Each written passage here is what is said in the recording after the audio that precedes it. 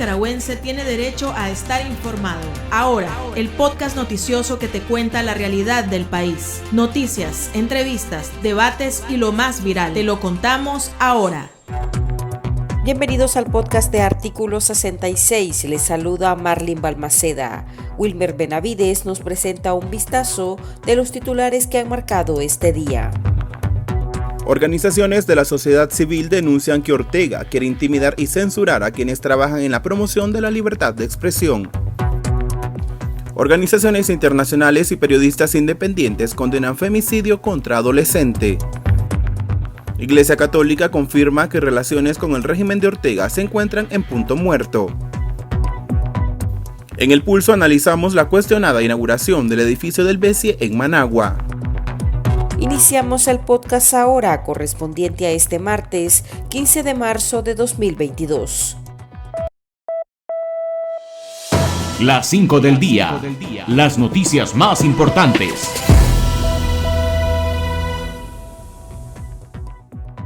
El colectivo de derechos humanos Nicaragua Nunca Más repudió la condena de 8 años de cárcel impuesta a la opositora Evelyn Pinto Centeno, de 63 años, y pidió su libertad inmediata. La opositora fue acusada por los supuestos delitos de conspiración para cometer menoscabo a la integridad nacional y propagación de noticias falsas. La Unidad Nacional Azul y Blanco, UNAP, también demandó que se anule el proceso en contra del economista y experto electoral Harry Chávez, de 65 años, quien fue declarado culpable por los mismos delitos. Por otro lado, el preso político Eduard Lacayo, conocido como La Loba Feroz, cumplió 3 años de estar encerrado en el sistema penitenciario La Modelo en Tipitapa. Lacayo, originario de Masaya, está cumpliendo una condena de 15 años de prisión por los supuestos delitos de crimen organizado y transporte ilegal de drogas, imputaciones que, según la defensa, nunca pudieron ser probadas. La red regional Voces del Sur, que aglutina organizaciones de la sociedad civil de América Latina, calificó el juicio político contra Pedro Joaquín Chamorro y Cristiana y los extrabajadores de la Fundación Violeta Barrios de Chamorro como un proceso intimidatorio que pretende silenciar a quienes se oponen al régimen dictatorial de Daniel Ortega. Mediante un comunicado señaló que incluso en el recinto policial El Chipote han sido torturados. El Movimiento Mundial por la Infancia y periodistas y comunicadores independientes de Nicaragua emitieron comunicados por separado para condenar el femicidio contra la adolescente y locutora radial Britney Olivas Herrera, de 17 años. El organismo internacional pide a los sectores de la sociedad de Nicaragua actuar desde sus distintos roles para prevenir y detener la violencia hacia niñas, niños y adolescentes y en conjunto transformar las causas que las sostienen de raíz. Por su parte, PECIN hizo un llamado a las autoridades a determinar las responsabilidades y garantizar la justicia en el caso. El obispo de Jinotega y presidente de la Conferencia Episcopal de Nicaragua, Monseñor Carlos Enrique Herrera, confirmó a la prensa católica española que en el país se ha instalado el silencio por temor a la represión gubernamental. El obispo manifestó que hay una situación de desempleo, de mucha migración hacia Estados Unidos. La gente aquí no ve futuro y por eso cada día aumentan las salidas. También confirmó que no había una comunicación de confianza entre el recién expulsado nuncio apostólico Valdemar Stanislav Somertag y el régimen de Daniel Ortega. Según el jerarca católico, el nuncio estaba solicitando la liberación y condiciones humanitarias para los presos políticos, y aparentemente eso no le gustó al gobierno. Rusia anunció este martes que abandona el Consejo de Europa y revoca el Convenio de Derechos Humanos. La decisión fue dada a conocer durante la Asamblea Parlamentaria del Consejo, en el que se sometería a votación una declaración para instar a Rusia a retirarse o, de lo contrario, proceder a la expulsión. Este día, la cadena estadounidense Fox News anunció la muerte de su camarógrafo Pierre Sarkeyevsky, de 52 años, durante la cobertura de la guerra en Ucrania, donde también fue herido su compañero Benjamin Hall. Ambos reporteros llevaban en Ucrania desde comienzo de febrero y estaban recabando información cuando su vehículo recibió disparos. El Pulso. Le medimos el ritmo a la realidad.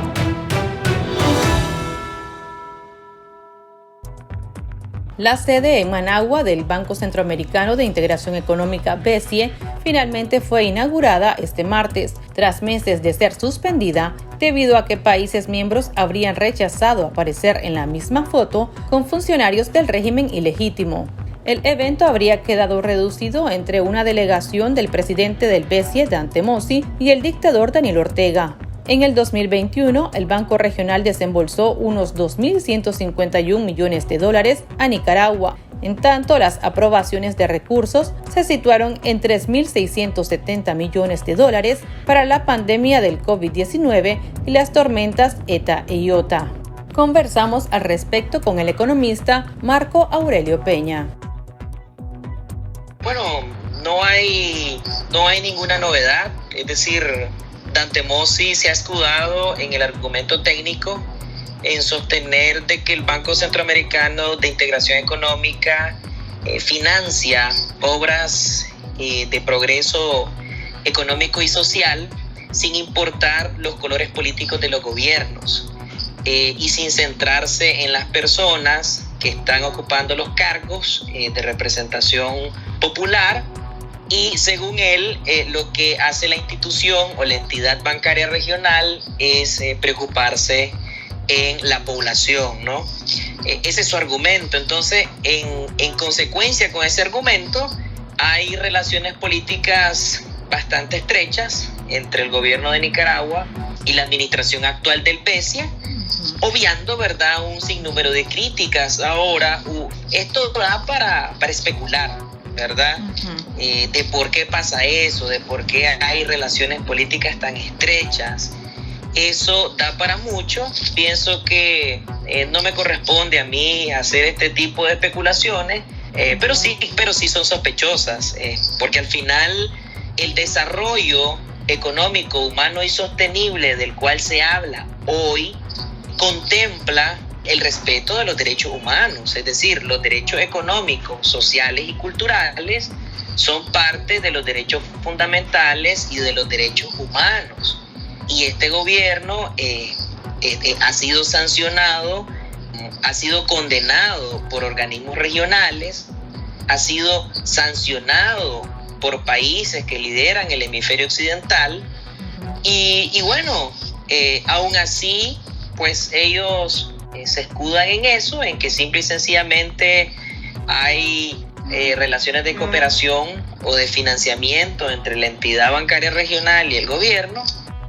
Ya sabemos que al final el BCE es de las pocas entidades que abiertamente sigue financiando proyectos públicos del gobierno actual y pues por esa parte en el corto plazo eso no va a cambiar. La presencia de Dante Mossi el día de hoy sella esta alianza entre Mossi, Ortega o Nicaragua, BCE. Bueno, yo diría de que constata, reafirma esas relaciones políticas estrechas, ¿verdad? Esa turbia amistad y decimos esto desde un criterio ético, ¿verdad? Ético-político, entre la gestión actual del Banco Centroamericano de Integración Económica, que también debería estar sometido a un conjunto de normas, y el partido de gobierno actual. Claro que sí. Continuamos la entrevista después de escuchar los puntos de vista de nuestros lectores, a quienes les consultamos qué opinan acerca de las relaciones entre el régimen y el BCE, banco considerado el salvavidas de la dictadura desde las sanciones económicas. Aquí sus opiniones. El chat. Abrimos los micrófonos a nuestros oyentes. La opinión es que el BCE está apoyando la dictadura, definitivamente. Lo que no entiendo yo es cómo le permiten al presidente del BCE hacer esa actividad sin el permiso de los demás directores dueños del banco, que son en el resto de los países. Y sabe que se tiene eso y sabe que también de todos los impuestos que el mismo pueblo paga. Él dice que él, que no sé qué, que no hay cuenta, pero nunca. Esto más es un robo que le hacen al pueblo de Nicaragua. Es un hecho que Ortega busca cómo evadir las sanciones, nombrando a segundas o terceras personas en los cargos, o una clonización para así depositar confianza en las personas requeridas para evadir sanciones y siempre seguir manipulando la parte que es más importante para Ortega, la parte económica. Aquí en nuestro país de Nicaragua necesitamos que el régimen sea sancionado con una tanda de sanciones como las que se le impusieron a Rusia. O estás con el bien o estás con el mal, o estás con la prudencia o estás con la insensatez, estás con la fuerza bruta o estás con el raciocinio. Inicio mi opinión de esta forma porque este señor de apellido Mossi es tan criminal, es tan sin escrúpulos que le importa poco, haga lo que haga Daniel Ortega contra el pueblo, y él sigue respaldando a un ilegítimo Ortega y Murillo criminal, acusado de crimen de lesa humanidad o señalado, pero además desde el 2018 la insurrección del pueblo de Nicaragua no ha cesado de tortura, de crímenes, de lo más brutal de la historia de Nicaragua. Eso lo ha visto este señor del BESI.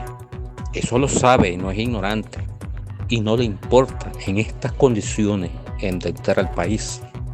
Y que se atenga a las consecuencias de este señor, porque Ortega es ilegítimo. Por tanto, todo lo que él haga, entre comillas, legal, no tiene validez. Ahora, Mossi también adelantó de que va a discutir este mismo día la reactivación económica con la administración de Ortega. ¿Acaso esto no es un riesgo tanto para el Banco Centroamericano como también para el país, en que nos desembolsen más préstamos, por ejemplo? Claro, ahí hay un punto económico a tomar en cuenta, un punto macroeconómico, y es el nivel de endeudamiento del país. Hablábamos en otra oportunidad de que la deuda externa total, es decir, pública y privada, ya supera el 100%. Como mínimo podría andar en el 104% en relación al Producto Interno Bruto de Nicaragua en 2021, ¿verdad? Y ya se había previsto de que incluso superaba pues el 108% con respecto al PIB de 2020. Entonces, ahora, ¿qué quiere decir esto? Gracias al financiamiento del PESIE, Nicaragua va a dejar de ser tercermundista. No lo creo. Gracias al financiamiento del PESIE, Nicaragua va a dejar de depender de las remesas monetarias. No lo creo. Nicaragua va a cambiar su matriz productiva de manera que la paleta exportadora se va a diversificar y a modernizar aún más. Lo dudo. Entonces, simple y sencillamente, pues, tiene en el gobierno actual, ve en el PESIE a su principal financista para que haya sostenibilidad del gasto público, porque también a través del gasto público es que se está cubriendo, ¿no? Esa burocracia ya pesada, ese Estado pesado, esa administración pública que se ha vuelto ineficiente desde muchas aristas. Y bueno, pues por lo demás, sí, el país se sigue endeudando, pero la reactivación económica no solo depende del PESIE, depende de otros factores. Uh-huh. La oposición había solicitado hace tiempo al Banco Regional que se condicionen los préstamos a Nicaragua. ¿Es necesario que se supervisen y que se condicionen? Yo pienso que sí, y ese otro punto muy importante, y esto hay que insistir. Cuando se tiene un gobierno que ha perdido confianza, que ha perdido credibilidad, que ha perdido, que ya no le da seguridad ni certeza a la mayoría de la población, a la comunidad internacional, a los agentes económicos, cuando tenés un gobierno así, de ilegítimo y desprestigiado, ¿verdad? Y esto, pues uno no lo dice por capricho, sino porque hay informes que lo dicen, es perfectamente observable, es constatable con la realidad, y bueno, porque también hay un concierto de países a nivel regional y a nivel internacional que también coinciden en ese sentido, basado en la evidencia. Entonces, cuando uno tiene algo así, que ese gobierno siga recibiendo grandes cantidades de dinero, supuestamente para la generación de capital social indirecto, para obras de infraestructura, para proyectos de desarrollo en comunidades de la zona rural, para saneamiento y alcantarillado, agua potable, servicios básicos, ¿verdad?, en estos grupos de la población, uno se pone a pensar, bueno, ¿y quién fiscaliza a esta gente? Si precisamente se le cuestiona por ser autoritario, por ser autócrata, por ocultar la información, por manipular la información, por maquillar la información, por solo presentar lo políticamente conveniente, ¿verdad? Y por volver algún indicador, digamos, que resulte decente o positivo, de eso se hace una propaganda increíble, ¿verdad? Que va más allá de lo real, ¿no? Pues cuando hablamos de posverdad o de pseudo verdad, de esto estamos hablando. Entonces, ¿cómo se fiscaliza esto? ¿Quién fiscaliza esto? ¿Quién supervisa? O sea, ¿cómo un dinero que al final vamos a pagar los ciudadanos, cuáles son las reglas de transparencia que se aplican? La rendición de cuentas, la accountability. ¿Cómo podemos dar seguimiento a ese dinero desde la fuente que desembolsa hasta el uso de ese dinero en los diferentes programas y proyectos? No tenemos seguridad de eso.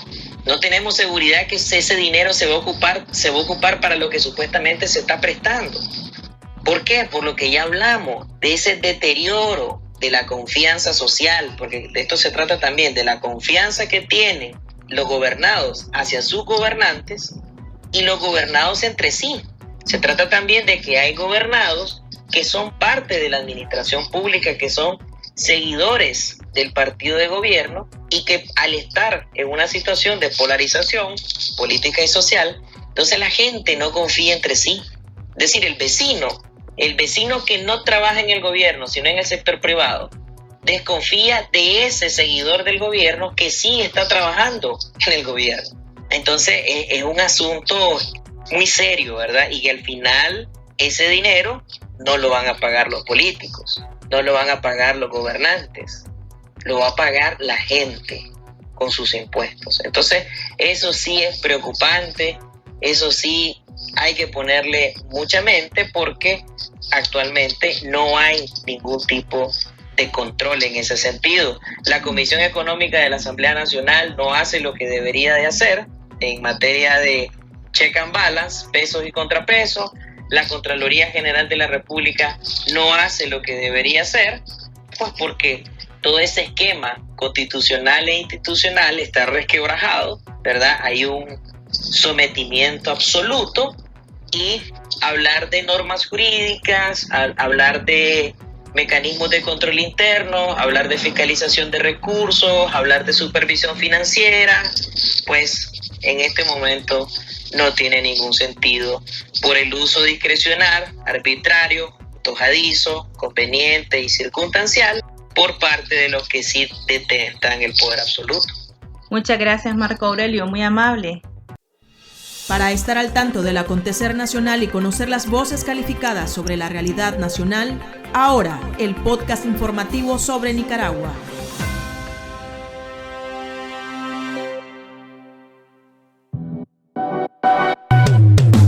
Tendencias, la viralidad de las redes sociales. En las redes sociales circula un video de un migrante nicaragüense que, cargando a su hija en su espalda, cruzó el río Bravo para llegar a Estados Unidos. El hombre, identificado como Víctor, dijo a medios internacionales que emigró debido a la situación del país, la que calificó de mala. Los medios grabaron en vivo el momento en que el hombre arriesgó su vida con su hija de 7 años en búsqueda de un mejor futuro. Ambos fueron ayudados por un lugareño hasta que lograron pisar tierra estadounidense, donde fueron rescatados por una patrulla fronteriza. Aquí Aquí termina el episodio de ahora de Artículo 66. Continúe informándose a través de nuestro sitio web www.articulo66.com. Síganos en nuestras redes sociales. Nos encuentra en Facebook, Twitter e Instagram. Y suscríbase a nuestro canal de YouTube. Hasta la próxima. La información veraz y de primera mano está ahora. No te perdás el podcast noticioso que te cuenta la realidad del país. Compartí y pasa la voz.